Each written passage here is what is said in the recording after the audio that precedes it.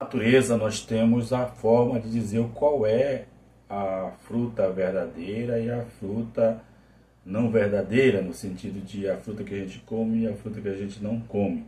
Né? Então, para identificar isso em Negatu, a gente vai acrescentar o rana. Rana.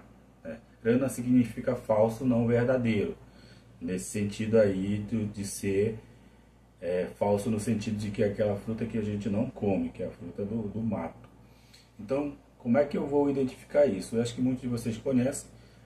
Por exemplo, tem batata arana.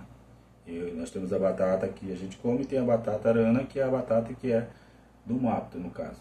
Só um exemplo assim. Cajurana, né?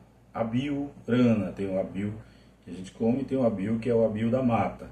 Então, toda a palavra que tiver urana no final vai significar que ele não é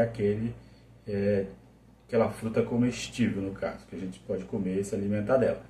Tá bom? Então, nesse sentido é que a gente vai acrescentar aí a palavra arana para dar essa determinada significação. Tipo assim, um fake da vida hoje seria basicamente isso, tá bom? Então, você já sabe. A palavra terminou com urana, significa que ela não é a verdadeira.